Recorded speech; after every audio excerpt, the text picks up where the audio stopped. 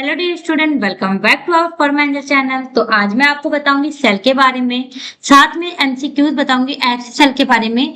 50 MCQs जो GPAT के exam में, फार्मेसी के एग्जाम में, नर्सिंग के एग्जाम में, एम्स में, आरआरबी फार्मासिस्ट में, डिफरेंट डिफरेंट गवर्नमेंट एग्जाम में सेल से जुड़ी हुई क्वेश्चंस आते ही हैं।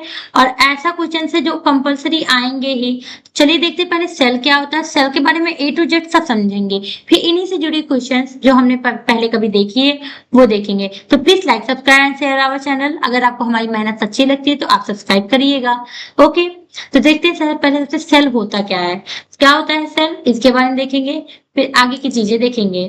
ठीक है, तो देखो सेल बाबू जो होता है वो सबसे छोटी इकाई होती है, smallest structure and functional unit of life. अब इसको सिद्ध करते हैं हम। चलिए, ये एक लाइन है जो इसका एकदम स्टैंडर्ड डिफिनेशन माना जाता है कि किसी भी लाइफ की, मतलब कि ह्यूमन लाइफ होता है इंसान का जीवन, उसकी सबसे छोटी इकाई का स्ट्रक्चर देखा जाए या उसका फंक्शन, मतलब कि स्ट्रक्चर मतलब कि उसका जो बाहरी रूप है, स्ट्रक्चर बना है बॉडी का, ठीक है, या वो कोई काम करता है उसका फंक्शन, वो दोनों का बॉडी का सबसे छोटी इकाई क्या है, सेल। सबसे सेल से शुरुआत होती है। ठीक, फिर कहते हैं ये बिल्डिंग ब्लॉक होता है लिविंग ऑर्गेनिज का। तो ये दो लाइन तो चलिए देखते हैं कैसे सच है कि नहीं। तो देखिए बाबू, मान लीजिए हम आपको एक चीज समझाते हैं कि हमारे बॉडी में क्या होता है, एटम्स होता है। वो एटम्स मिलके मॉलिक्यूल बनता है, मॉलिक्यूल से बनता है सेल। अब सुनो, ये सेल क्या होता है कि फीमेल का होता है ओवम सेल, ओवम भी एक सेल है, और मेल का होता है स्पर्म एक सेल है। ओवम और स्पर्म मिलता है, ये सेल मिलके ढेर सारा इकट्ठा होकर क्या बनाता है, टिश्यू। ढेर सारा सेल मिला क्या बनाया, टिश्यू। ये ढेर सारा टिश्यू मिलकर क्या बना देता है, अब टिश्यू कौन सा, epithelial tissue, smooth muscle tissue, connective tissue.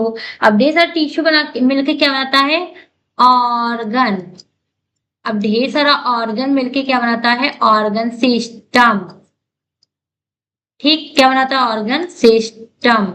अब ढेर सारा ऑर्गन सिस्टम मिला के क्या बनाता है, ऑर्गेनाइजेशन। अब ये हुआ ऑर्गेनाइजेशन। अब देखिए कैसे, ठीक, ऑर्गेनाइजेशन। सेल मान लो स्पर्म सेल या ओवम सेल मिला, ये मान लो एक हो गया कि आपके तरीके से बता दूं कि ये मान लो एक सेल हो गया। तो यही सेल बाद में क्या मिलके बना देता है, टिश्यू। अब ये क्या बना दिया, टिश्यू।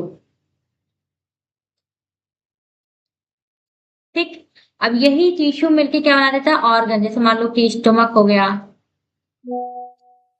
अरे इंसॉर्ट लीवर मान लो, ये लीवर बना दिया।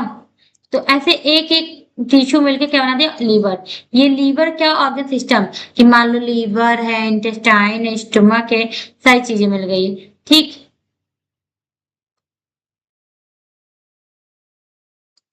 अब जैसे मान लो ये बनाया स्टमक, इधर बना दिया लीवर, इधर बना दिया किडनी, फेवर, मतलब सब कुछ ए टू जेड पूरा ऑर्गन बना दिया। अब ये ऑर्गन जुड़ता जुड़ता पूरा बना दिया ह्यूमन बॉडी। इस तरीके से एक तरीके से सारी चीजें तैयार हो गई। तो क्या कहता है कि इस सेल से शुरू हुआ था, ह्यूमन बॉडी तक बन गया। तो ये जो होता है लाइफ बनने का, तो स्ट्रक्चर देखा जाए तो शुरुआती और फंक्शन देखा जाए तो शुरू से होता है, तो एक सेल से ह्यूमन बॉडी बनता है। तो इसीलिए बोला जाता है सेल जो होता है वो स्ट्रक्चरल और functional unit of human body का होता है। ठीक है, किसी के लाइफ का, किसी के जीवन का होता है। ठीक, अब चलिए देखते क्यों। अब यहाँ देखेंगे,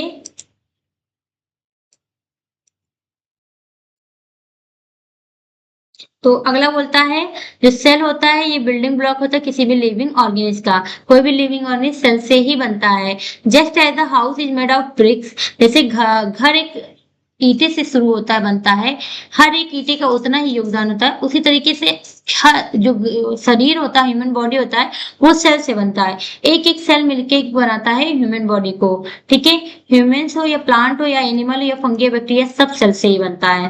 बोलता है cell made up of, cell किन किन चीजों से बना है, तो देखो सेल ये एक तरीके से सेल है। ठीक है, इसका ऊपर का लेयर जो होगा सेल मेम्ब्रेन हो गया, अंदर न्यूक्लियस होता है, उसके अंदर होता है डीएनए आरएनए न्यूक्लियस के अंदर। ठीक, उसके अंदर क्या होता है, साइटोप्लाज्मा लिक्विड होता है, और अलग अलग पार्ट ऑफ सेल होते हैं। अब आप सोचेंगे सेल के अंदर और क्या क्या होता है, तो देखो सेल के अंदर होता है बाबू सेल कंपोजिशन।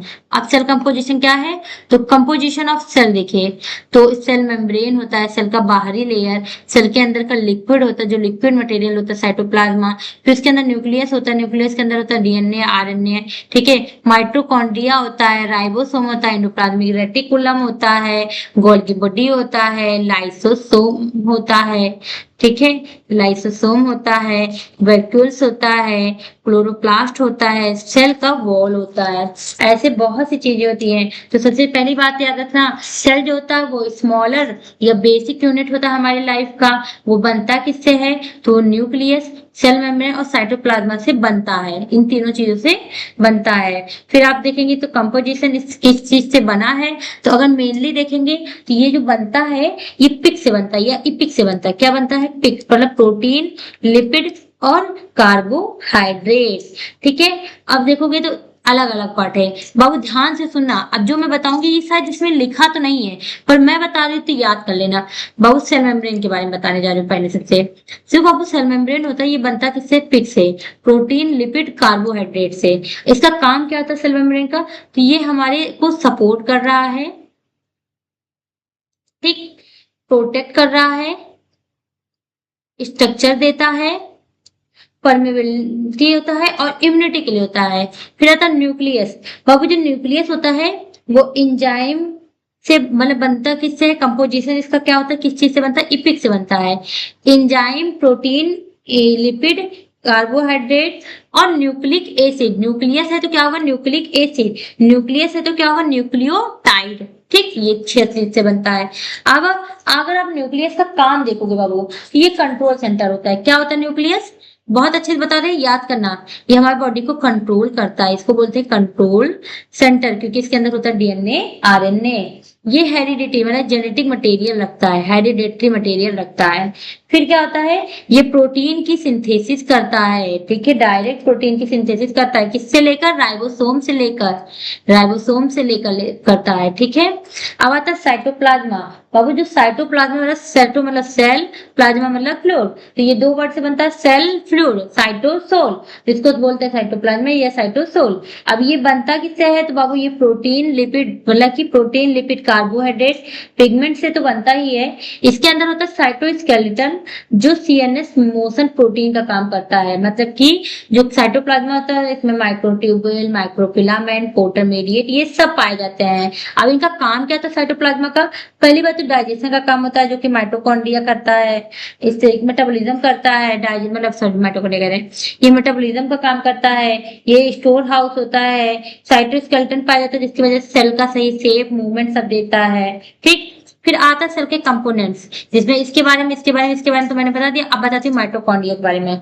तो जो आपको माइटोकॉन्ड्रिया होता है वो डीएनए आरएनए इसके अंदर होता है। क्या होता है, डीएनए एंड आरएनए, तो ये कंपोजिशन करता है डीएनए आरएनए का और लिपिड और प्रोटीन का, ठीक है।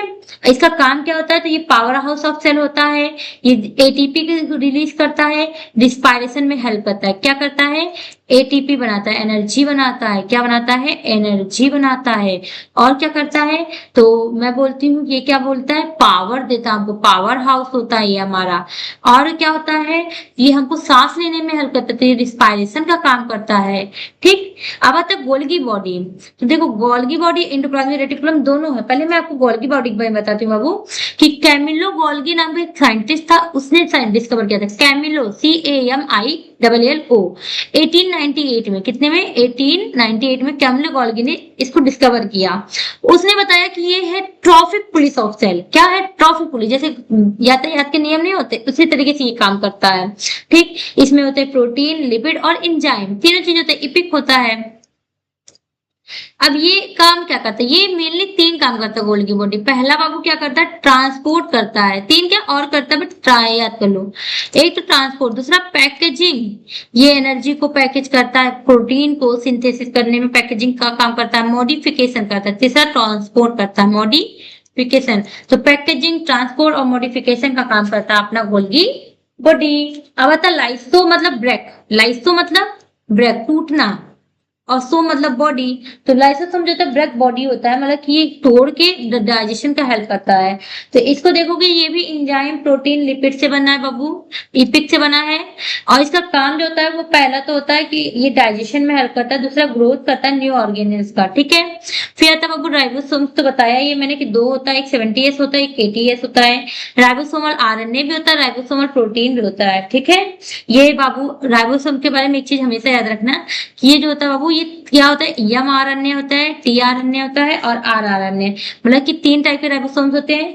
एम मतलब मैसेज का ट्रांसफर करता है, टी मतलब ट्रांसफर का काम करता है, आर मतलब राइबोसोमल का काम करता है। अभी मैंने छोड़ा था आपको एंडोप्लाज्मिक रेटिकुलम के बारे में, जो बता दूं मैं, ये 2 टाइप के होते हैं, स्मूथ होते हैं, एक रफ होते हैं। दोनों एंडोप्लाज्मिक रेटिकुलम प्रोटीन से भी बनते हैं, लिपिड से भी बनते हैं। काम देखोगे बाबू तो ये कोलेस्ट्रॉल का फॉर्मेशन करता है, लिपिड का फॉर्मेशन करता है। ये कभी कभी तो पॉइजन कंसिस्ट कर रखा रहता है।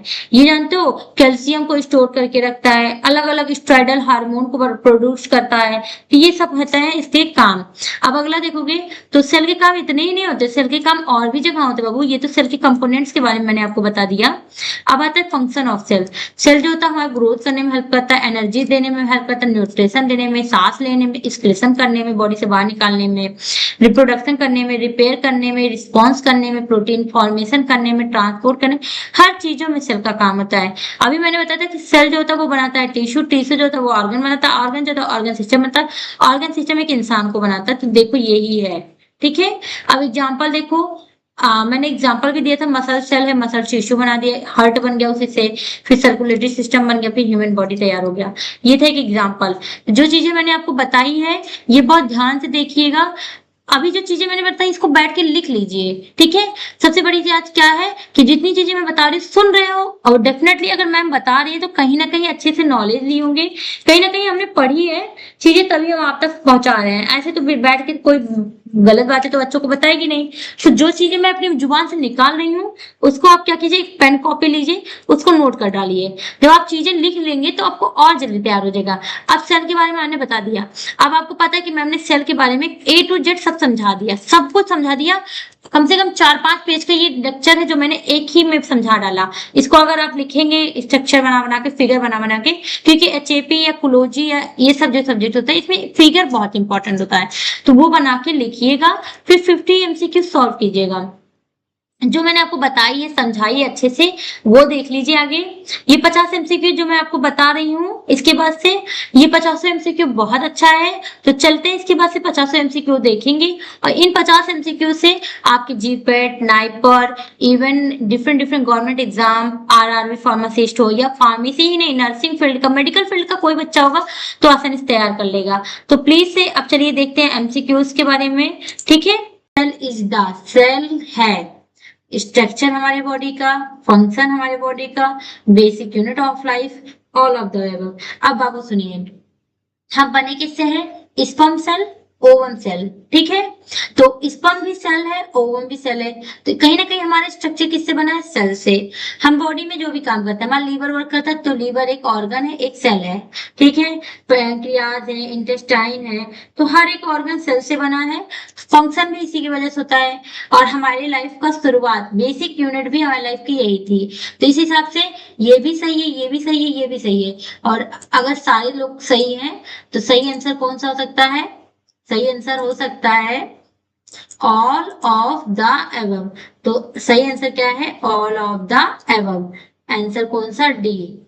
तो राइट कौन सा है, डी। क्यों है ऑल ऑफ द एबव, ये स्ट्रक्चर यूनिट ऑफ लाइफ भी होता है, फंक्शनल यूनिट ऑफ लाइफ भी होता है, बेसिक यूनिट ऑफ लाइफ भी होता है। तो cell is the all of the above answer रहेगा। दूसरा MCQ पूछा जाता है, हु इज नोन एज, कौन कहलाता है father of cell biology. Cell biology का फादर कौन कहलाता है। तो देखो, Robert Hooke, Virchow, Leeuwenhoek, Schleiden. तो इसमें से बाबू रॉबर्ट हुक जो है वो फादर ऑफ सेल बायोलॉजी कहलाते हैं, सेल बायोलॉजी के जनक कहलाते हैं रॉबर्ट हुक। उसके बाद आता है सेल को किसने डिस्कवर किया था। सेल को पहली बार जो डिस्कवर किए थे वो है Virchow, Robert Hooke, Darwin, Pasteur. तो ये हर किसी को पता है कि सेल को पहली बार डिस्कवर रॉबर्ट हुक ने किया था। ठीक है, प्रिमिटिव यूनिट सेल का था, बहुत छोटा सा सेल को उन्होंने डिस्कवर किया था।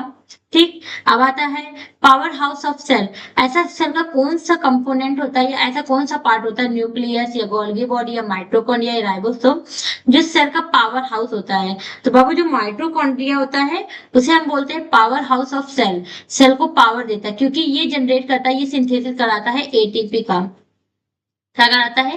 एटीपी की सिंथेसिस। एटीपी एक तरीके से एनर्जी है और इसको बोलते हैं पावर हाउस ऑफ सेल। अब कहता है प्रोटीन सिंथेसिस ऑकर। हमारे बॉडी में प्रोटीन कहाँ जाके बनता है? क्या? प्रोटीन, जो प्रोटीन होता है बाबू, वो कहाँ पे सिंथेसिस होता है? लाइसोसोम। तो ध्यान रखना, लाइसोसोम मतलब दो वर्ड से बना। लाइसो मतलब होता है सेल और सोम मतलब डाइजेशन, तो ये सेल डाइजेशन में हेल्प करता है। राइबोसोम जो था वो एटीपी को फॉर्मेशन करता है, साथ में प्रोटीन का सिंथेसिस करता है।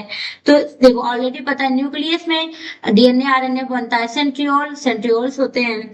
तो इस तरीके से आप देखेंगे तो क्या बोलता है प्रोटीन की सिंथेसिस कहाँ होती है? तो प्रोटीन की सिंथेसिस कहाँ होती है? राइबोसोम में। राइबोसोम में एटीपी जनरेट होता है, राइबोसोम में प्रोटीन की सिंथेसिस होता है। अगला क्वेश्चन पूछता है control centre of cell. Body में कंट्रोल सेंटर सेल का कौन सा होता है? मतलब कि सेल को कौन कंट्रोल करता है, कौन सा सेंटर होता है जो कंट्रोल सेंटर कहलाता है? तो इसमें है साइटोप्लाज्मा होता है या न्यूक्लियस होता है या माइटोकॉन्ड्रिया होता है या गोल्गी बॉडी। तो आपको पता है सेल को कंट्रोल करने का काम कौन करता है? बहुत आसान है, सोचो कौन होता होगा जो सेल को कंट्रोल करता होगा? Of course nucleus. न्यूक्लियस जो होता है सेल में, वो सेल को कंट्रोल करता है। भाई न्यूक्लियस के अंदर हमारे होता है डीएनए आरएनए। डीएनए आरएनए हमारे जेनेटिक मटेरियल होते हैं, इसी से हम जीन्स हर चीज होता है। तो न्यूक्लियस जो होता है कंट्रोल करता है। अगला है genetic material is present in. अब मैंने पहले बताया कि डीएनए आरएनए जेनेटिक मटेरियल होता है, हमारे जीन्स होते हैं। अब कैसे जेनेटिक मटेरियल होता है? जैसे मान लीजिए किसी का नहीं पता इसके माता पिता कौन है, तो कहते हैं आप अपना दीजिए कोई सैंपल और आपके माता पिता जो भी हैं उस इंसान के सैंपल से लेकर हम देखते हैं उनका डीएनए मैच करता है या नहीं। तो डीएनए एक तरीके से जेनेटिक मटेरियल पता कर देता है कि हम किसके वंशज हैं। ठीक, तो इस तरीके से जेनेटिक मटेरियल कौन होता है? न्यूक्लियस। न्यूक्लियस के अंदर होता है डीएनए आरएनए, वही होता है। ठीक, अगला होता है cell membrane is composed of. Cell membrane किससे बनता है? तो हमेशा याद रखना जो हमारा बॉडी में सेल मेम्ब्रेन होता है बाबू, वो दो नेचर का होता है। वो हमेशा याद रखना फॉस्फोलिपिड का होता है। सेल मेम्ब्रेन किससे बनता है? किससे बनता है? फॉस्फोलिपिड।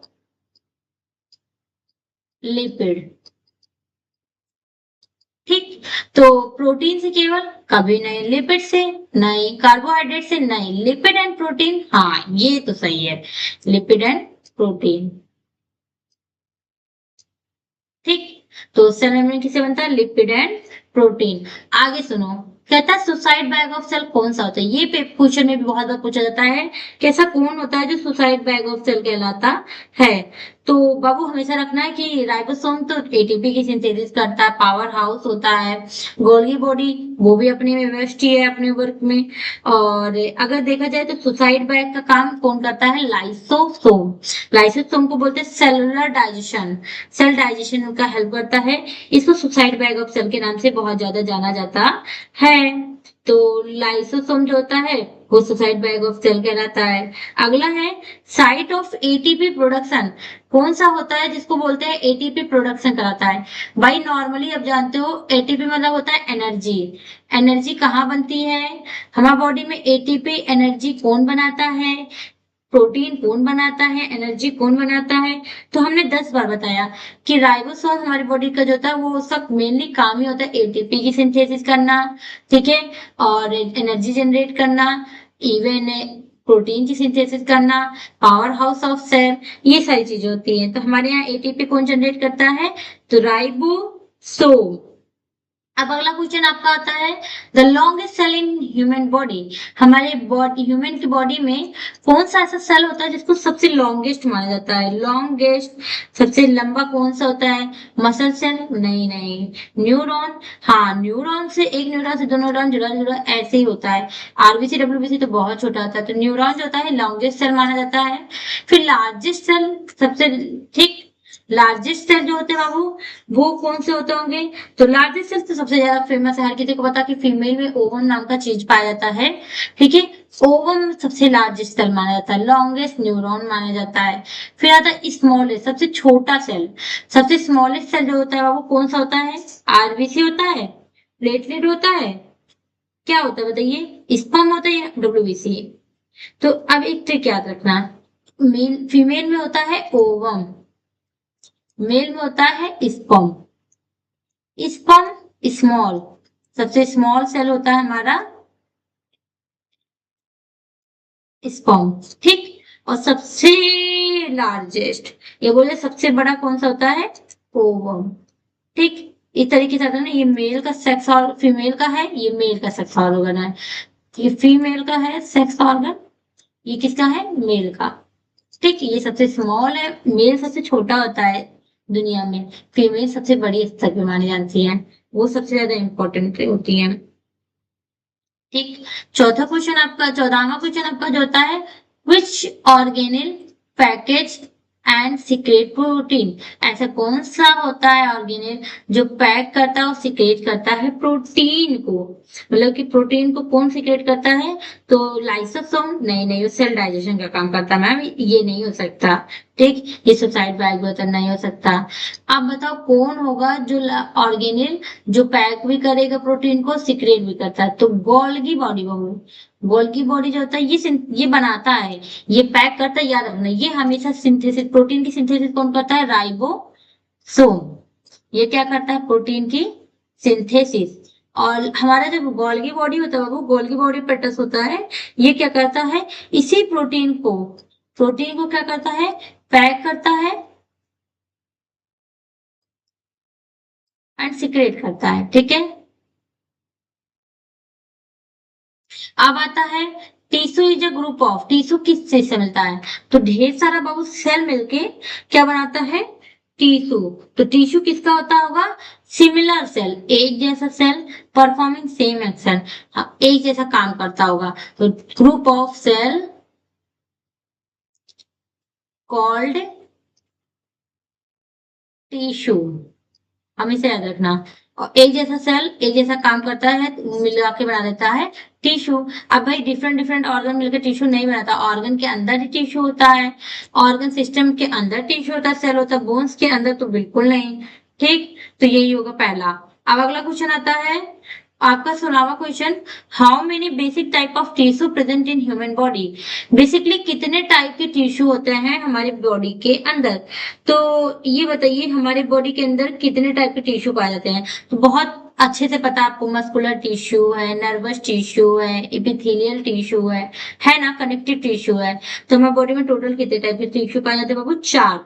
हमेशा याद रखना, कोई पूछेगा how many type of tissue present in human body, you always think कि मैम 4 टाइप के होते हैं। कितने टाइप के होते हैं? 4 टाइप के। तो देखो लिखा है 4, जाओ वहां क्लिक कर दो। फिर आता 17वां, इपिथेलियल टिश्यू। मैंने बताया था कि अभी मैंने बताया आपको कितने टाइप की टिश्यू होती है, तो मैंने आपसे बताया था ना, इपिथेलियल स्किन, दूसरा बोला था मस्कुलर मसल्स को जोड़ने वाला, तीसरा बोला था कनेक्टिव कनेक्शन करने का बोन लिगामेंट को, चौथा बताया था नर्वस सिस्टम को चलाने वाला। यही टिश्यू होते हैं। अब बोलो, मैंने बोला इपिथेलियल टिश्यू क्या काम होता होगा? अब बताओ हमारी बॉडी में जो स्किन होता है बाबू, उसका क्या काम होता होगा? तुम्हारी बॉडी को देखो, हमारी बॉडी है, हमारी बॉडी के ऊपर है स्किन, ये ह्यूमंस का बॉडी है।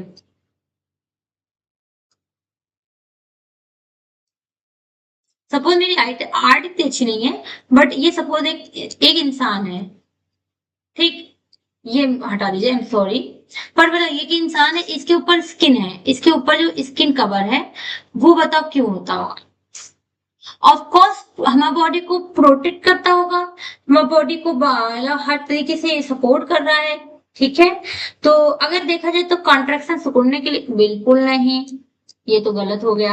हमारे बॉडी को प्रोटेक्ट कर रहा है, बिल्कुल कर रहा है, सेक्रेशन कर रहा है, बिल्कुल कर रहा है, डिफरेंट डिफरेंट चीजों का। ठीक, कंडक्शन बिल्कुल नहीं, सपोर्ट वाले केवल सपोर्ट तो बिल्कुल नहीं करता, प्रोटेक्ट भी कर रहा, सिक्रेशन कर रहा, ये सही आंसर होगा। अब अगला आंसर आता है, blood is classified as, blood को किस तरीके से बांटा गया है। तो लिखा है ब्लड इज क्लासिफाइड एज, पहला है एपिथेलियल, दूसरा मस्कुलर, तीसरा कनेक्टिव, चौथा नर्वस। एपिथेलियल स्किन के लिए होता है, मस्कुलर मसल्स के लिए, तो कनेक्टिव कनेक्ट करता है बोन लिगामेंट को, साथ में ये ब्लड को क्लासिफाइड किया जाता है। ठीक, ये हो जाता है। आता है अगला, विच टिश्यू ट्रांसमिट इम्पल्स, ऐसा कौन सा टिश्यू होता है जो इम्पल्स जनरेट करता है। ठीक है, तो आप बताइए कि इम्पल्स कौन जनरेट कर सकता है। कनेक्टिव, जो बोन लिगामेंट को, दो बोन को आपस में जोड़ता है, या जो कनेक्शन का काम कर रहा है, नहीं ना। नर्वस टिश्यू, भाई नर्वस टिश्यू में होता है नर्व सेल, मतलब कि हमारी बॉडी के नर्व सेल, नर्व न्यूरॉन जो होते हैं, और न्यूरॉन का काम होता है इम्पल्स को जनरेट करना और ट्रांसफर करना। तो कहीं ना कहीं नर्वस टिश्यू सही आंसर नहीं लग रहा आपको। टिश्यू को ट्रांसमिट करता है इम्पल्स, इम्पल्स जनरेट करवा रहा है ना, ट्रांसमिट कर रहा है, तो ये हो गया नर्वस टिश्यू आंसर। ठीक, अब तो voluntary muscles are also called, voluntary muscles को और क्या नाम से जानते होंगे। देखो वॉलेंटरी मसल्स, तो हमारे जो बाबू स्केलेटल सिस्टम होता है, मतलब कि कंकाल तंत्र होते हैं, उनको वॉलेंटरी मसल्स के नाम से जाना ही जाता है। तो ये तो एकदम नॉर्मली बाहर से ही देखकर इंसान याद कर ले। ठीक, अगला क्वेश्चन जो होता है, जो बहुत पूछा जाता है कॉम्पिटेटिव एग्जाम में, वो है which cell organelle contain digestive enzyme, ऐसा कौन सा सेल ऑर्गेनिल है जिसके अंदर डाइजेस्टिव एंजाइम होता है। अभी मैंने खुद ही बता दिया था कि सेलोलाइसोसोम, सेल डाइजेशन, तो हो गया लाइसोसोम। ठीक, अगला क्वेश्चन है the fluid part of cell, cell में ऐसा कौन सा पार्ट होता है जिसमें फ्लूइड होता है। फ्लूइड मतलब लिक्विड। अब इसमें प्लाज्मा, प्लाज्मा जिसमें लिखा है तो इसका मतलब उसमें लिक्विड तो होता होगा। ठीक, इसका मतलब कोई एक प्लाज्मा में आंसर सही है, कोई एक प्लाज्मा वाला आंसर सही है। अब बताओ, या फिर ये भी हो सकता है, या फिर इसमें ये भी हो सकता है। The part fluid part of cell, cell मतलब साइटो मतलब सेल, साइटो एक ग्रीक वर्ड है जिसका मतलब सेल, तो सेल का फ्लूइड मतलब कि साइटोप्लाज्मा, साइटो मतलब सेल, प्लाज्मा मतलब फ्लूइड, तो साइटोप्लाज्मा आंसर सही होता है। फिर आता है chromosomes are present in, chromosomes हमारी बॉडी का कहाँ पाए जाते हैं। भाई साहब नॉर्मली बात है, डीएनए, आरएनए, न्यूक्लियस, इन्हीं सब में क्रोमोसोम्स होते होंगे। ठीक, जिससे हमें पता चलता है कि हमारी जीन्स कौन सी है, जेनेटिक मटेरियल कौन है, हमारे माँ बाप कौन है, किनसे हमारे अंदर कौन सा अनुवांशिकता, मतलब क्या किस उनसे आया जो हम बन गए, हम लड़की है लड़का है। ठीक, human body contain how many pair of chromosomes, एक ह्यूमन बॉडी में कितने पेयर क्रोमोसोम्स के होने चाहिए या होते हैं। 21 पेयर, 22, 23, 24। तो नॉर्मली भाई 23 पेयर होते हैं हमारे बॉडी में, 46 होते हैं टोटल क्रोमोसोम्स। ठीक, which organelle is called packaging centre of cell, ऐसा कौन सा ऑर्गेनल होता है जो पैकेजिंग सेंटर होता है, तो जो हमारे बॉडी के प्रोटीन को पैकेज करता हो, जिसे हम बोल सकते हैं कि पैकेजिंग सेंटर है। तो अभी मैंने इसको बताया था, गोल्गी बॉडी को पैकेजिंग करता है। अभी देखो ध्यान दो, मैंने अभी गोल्गी बॉडी के बारे में आपको पढ़ा रहे थे, तो हमने बताया कि ये पैकेजिंग और सिक्रेट करता है किसको, प्रोटीन को। पैकेजिंग सेंटर जो होता है वो कौन सा होता है, गोल्गी बॉडी। अब आता RNA mainly synthesis in, RNA mainly कहाँ सिंथेसिस होता है, आरएनए कहाँ बनता है, तो न्यूक्लियस में, सेंट्रियोल्स में, वैक्यूल्स में, लाइसोसोम में। लाइसोसोम तो डाइजेशन का काम करता है, वैक्यूल्स, वैक्यूल्स का सेंट्रियोल नहीं, न्यूक्लियस। डेफिनेटली न्यूक्लियस में आरएनए बनता होगा। ठीक, अब आता है डीएनए और आरएनए। मैंने पहले बताया था न्यूक्लियस के अंदर दो चीजें होती है बाबू, अगर डीएनए का नाम सुन लिए और आरएनए का नाम सुन लिए तो तुरंत खड़ाक से बोल दो भैया न्यूक्लियस है। ठीक, अब अगला था which cell lack nucleus, lacks nucleus, ऐसा कौन सा सेल होता होगा जिसमें न्यूक्लियस की कमी होती है। बाबू आरबीसी में होती है, ऐसे नॉर्मली याद कर लेना। ठीक है, अब आता है which cell is responsible for immunity, क्या है, ऐसा कौन सा सेल है जो हमें इम्यूनिटी, हमारी बॉडी के इम्यून सिस्टम को स्ट्रॉन्ग करने के लिए, ताकत के लिए, इवन कहो कि बाहर के कोई भी धूल मिट्टी जाता है फॉरेन मटेरियल उनसे लड़ने के लिए, ऐसा कौन सा सेल होता है जो हम लोगों को इम्यूनिटी देता है, ताकत देता है। तो आपको पता है अगर हमारी WBC बहुत ज्यादा कम ज्यादा होती है तो बहुत गंभीर बीमारी हो जाती है, जैसे कि कैंसर वैंसर बीमारी उसके खून ज्यादा होने से हो जाती है। तो कहीं ना कहीं इम्यूनिटी का काम WBC देती है बाबू। ठीक है, अब आता है cell division in body cell, body में सेल डिवीजन किस प्रोसेस के थ्रू होता है। मतलब कि सेल डिवीजन जो होता है बॉडी सेल में, बॉडी के अंदर जो सेल होते हैं उसका सेल डिवीजन होता है, जो डिवाइड होता है, वो मियोसिस के थ्रू होता है, या माइटोसिस के थ्रू होता है, या फर्टिलाइजेशन के थ्रू होता है, या फ्यूजन के थ्रू। तो बहुत माइटोसिस जो होता है ह्यूमन बॉडी में सेल डिवीजन उस तरीके से होता है, ठीक है। अब आता है मियोसिस ऑकर कहाँ होता है, अगर माइटोसिस होता है ह्यूमन बॉडी में, ठीक है, तो मियोसिस कहाँ होता है बाबू। तो मियोसिस जो होता है बाबू, वो ना सोमेटिक सेल में होता है, या मसल सेल में होता है, कि इसमें जर्म सेल में होता है, कि ब्लड सेल में। तो बाबू जो जर्म सेल होता है उसमें क्या होता है, मियोसिस। माइटोसिस का होता है, ये ह्यूमन बॉडी के सेल डिवीजन में होता है। जर्म सेल में क्या होता है, मियोसिस होता है। फिर बोलता है epithelial tissue is characterised by, epithelial tissue को और किस नाम से जानते हैं, तो लार्ज इंटरसेलुलर स्पेस, नहीं नहीं नहीं, क्लोजली पैक्ड सेल के नाम से जानते हैं, क्योंकि ये हमारी बॉडी को पूरी तरीके से कवर करके रखा है। फाइबर नाम से भी नहीं जानते, ब्लड वेसल्स के नाम से नहीं जानते। एपिथेलियल बाबू स्किन सेल को बोलते हैं, इंटीग्रोमेट्री को बोलते हैं, जो हमारी पूरी बॉडी को कवर किया है और बांध के रखा है, तो क्लोजली पैक्ड सेल के नाम से जाना जाता है। अब बोलते हैं सिंपल स्क्वेमस, ये एपिथेलियल टिश्यू का टाइप है बाबू। Simple squamous epithelial is found in, कहाँ पाया जाता है, स्किन में पाया जाता है, एल्वियोली ऑफ लंग में, कि हार्ट मसल्स में, कि टेंडन में। तो सिंपल स्क्वेमस जो होते हैं बाबू, ये इपिथेलियल सेल हमारे लंग में पाया जाता है। अब हमारे लंग में भी बाबू कहाँ पाया जाता है, तो हमारा लंग है, जैसे हमारा लंग है सपोज, ठीक, तो हमारे लंग के अंदर बहुत से ऐसे ब्रांच निकले रहते हैं। इस ब्रांच में होते हैं बाबू अल्वियोली, क्या होते हैं, अल्वियोली।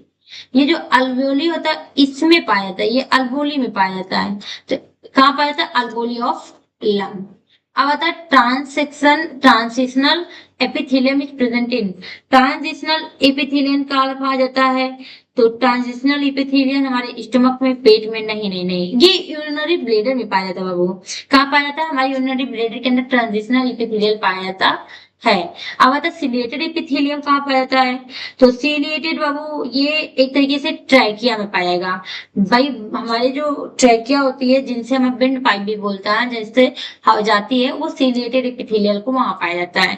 अब आप एपिथेलियम टिश्यू पढ़ोगे तो उसका पार्ट कहाँ पाया जाता है वो बहुत अच्छे से जान जाओगे।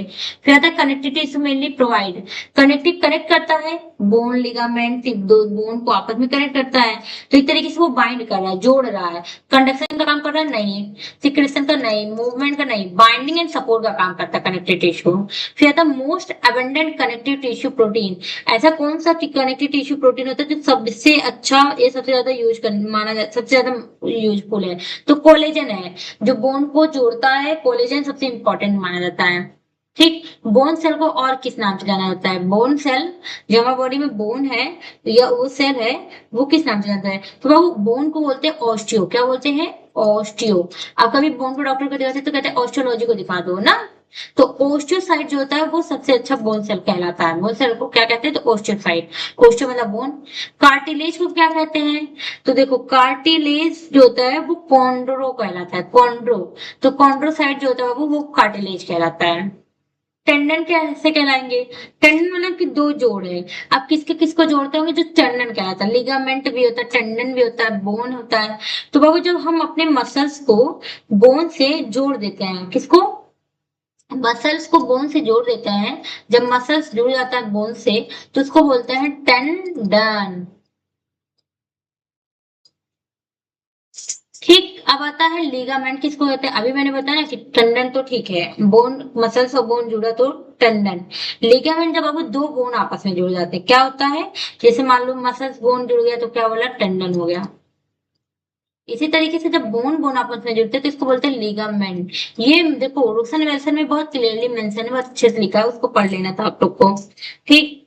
अब होता है कार्डियक मसल इज फाउंड इन, हमारा कार्डियक मतलब हार्ट, हमारे ह्यूमन हार्ट को बोलते हैं कार्डियक, याद रखना हमेशा, कार्डियक मतलब होता है हार्ट, कार्डियक अटैक क्या होता है, हार्ट अटैक, ठीक। तो ये हार्ट को कहलाएंगे, एकदम क्लियर लिखा है। फिर कहते हैं स्मूथ मसल्स कौन सा होता है, ऐसा कौन सा मसल्स होता है जो बहुत स्मूथ होता है, इनवॉलेंट्री मसल्स स्मूथ होते हैं, वॉलेंट्री स्कल्स होते हैं, और स्केलेटल सिस्टम के होते हैं तो बहुत ज्यादा टफ होते हैं, इनवॉलेंट्री बहुत स्मूथ होते हैं, ठीक। अब कहता है स्केलेटल मसल और अटैच टू, हमें जो स्केलेटल मसल होता है, हमारे जो कंकाल तंत्र के मसल्स होते हैं वो किससे जुड़े रहते हैं, तो हड्डियों से जुड़े रहते हैं बाबू, ठीक। फिर बोलते हैं functional unit of nervous system. Nervous system का सबसे फंक्शनल यूनिट क्या है, सबसे छोटी इकाई। फंक्शनल मतलब सबसे छोटी, और या बोले सबसे ज्यादा फंक्शन करने वाली इकाई कौन सी, तो न्यूरॉन होती है वो, ठीक है। न्यूरॉन नर्वस सेल से, नर्व सेल से ही शुरुआत होता है नर्वस टिश्यू का। फिर आता है myelin sheath he help in.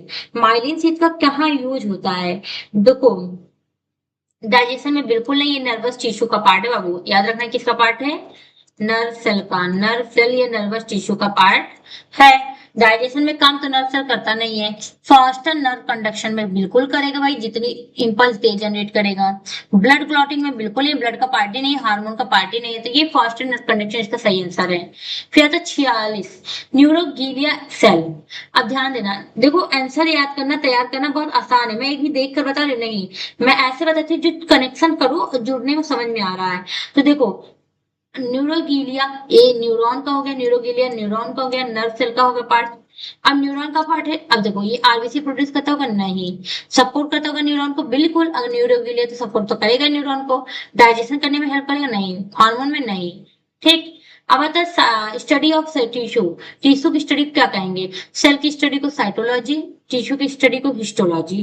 और किसी की स्ट्रक्चर को पढ़ोगे, देखो ये सेल हो गया, ये क्या हो गया, टिश्यू हो गया, हिस्टोलॉजी। ये एनाटॉमी मतलब स्ट्रक्चर होता है, फिजियोलॉजी मतलब फंक्शन होता है। ये सब एक ग्रीक वर्ड मान लो, ये बोलो बायोलॉजी वर्ड है जिसका मतलब अलग अलग होता है। फिर बोलता है स्टडी ऑफ सेल। सेल की स्टडी को क्या बोलेंगे, साइटोलॉजी। क्या बोलेंगे, साइटो मतलब सेल, लॉजी मतलब स्टडी। साइटोलॉजी दो वर्ड से बनता है, साइटो मतलब सेल, लॉजी मतलब स्टडी, तो ये दोनों को मिलाओगे तो स्टडी ऑफ सेल। कहता है फिर which blood cell help in clotting. ऐसा कौन सा ब्लड सेल होता है जो क्लॉट मतलब कि थक्का जलने में मदद करता है, वो आरबीसी जो होता है नहीं। रेड ब्लड सेल स्प्लीन में बनता है, स्प्लीन में खत्म होता है, और हमारे रेड बोन मैरो में बनता है, और उसका काम होता है लाइफ स्पेन उसका 120 दिन का होता है, उसका ये सब काम नहीं होता थक्का जमाने का। डब्ल्यूबीसी का भी काम नहीं होता। प्लेटलेट जो होता है वो हमारे ब्लड के अंदर प्लेटलेट, उसका काम होता है क्लॉटिंग करना, ठीक। अब आता है लाइफ स्पेन ऑफ आरबीसी, मैंने 120 दिन पहले में बता दिया था, 120 दिन होता ही है, ठीक है। तो ये होता है यहाँ से एमसीक्यूज कंप्लीट। और ये एमसीक्यूज जो होता है बाबू, ये नाइपर जीपेट एमसीक्यूज है, या आपकी फार्मेसी एग्जाम होता है, कोई गवर्नमेंट कॉम्पिटिटिव एग्जाम देते हो, उन सभी चीजों के लिए है। तो please like subscribe and share our channel and support कीजिए। आपको कोई भी चीजें नई लेक्चर चाहिए तो आप कमेंट कीजिए, मैं हूँ या अनन्या है, हम दोनों मिलकर काम कर रहे हैं, तो इसमें आपको कोई इश्यूज नहीं होंगे। बस आप एक कमेंट करना आपको पड़ेगा कि मैम अंजलि मैम ये अपलोड कर दीजिए, अंजलि मैम जरूर अपलोड कर देंगी, आप बस कमेंट कीजिएगा। Please like subscribe and share.